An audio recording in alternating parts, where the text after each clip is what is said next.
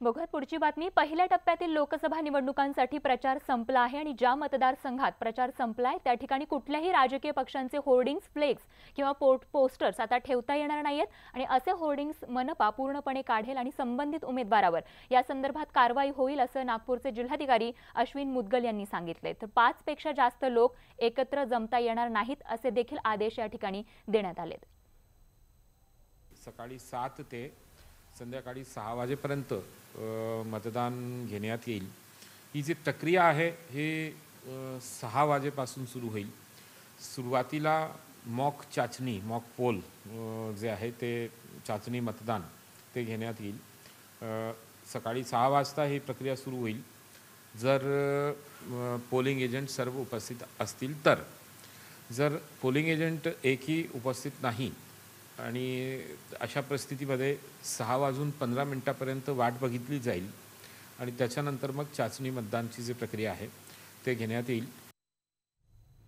बसपा अध्यक्षा मायावती चांगल्याच अडचणीत आल्या आहेत। देवबंदमधल्या जाहीर सभेत त्यांनी मुस्लिमांनी महागठबंधनला मतदान करावं असं आवाहन केलं होतं। परिणामी निवडणूक आयोगानं याच संदर्भात अहवाल मागवलाय।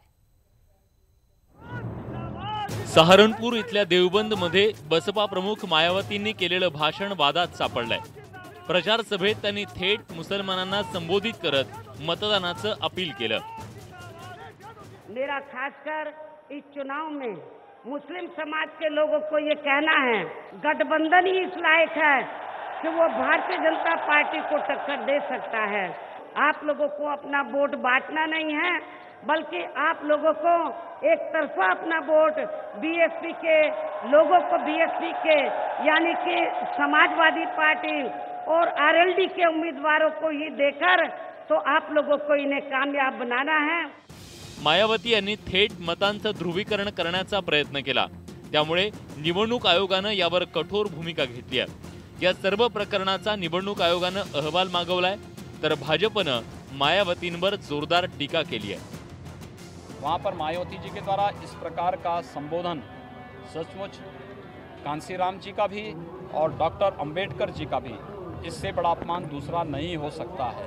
और दूसरी बात कि अगर उन्हें केवल मुस्लिम वोट चाहिए तो स्वाभाविक रूप से दूसरा वोट भी अपना तय कर लेगा कि हमें कहाँ जाना है। मुस्लिम बहुल देवबंद मध्ये महागठबंधनची सभा घेऊन अखिलेश आणि मायावतींनी ध्रुवीकरणाची खेळी खेळली। त्याच बळावर त्यांना मोदी शहा यांना उत्तर प्रदेशात शह द्यायचा आहे। पण प्रियंका गांधींच्या माध्यमातून ताकदीने मैदानात उतरलेली काँग्रेस सपा बसपाच्या वाटेत मोठा अडथळा ठरल्यानंच काँग्रेस त्यांच्या टार्गेटवर आली आहे। शिवाय येणाऱ्या काळात ध्रुवीकरणाच्या राजकारणाच्या आधारावरच लोकसभेचं रण पेटणार हे आता नक्की झालंय। Bureau report, news 18 Lokmat.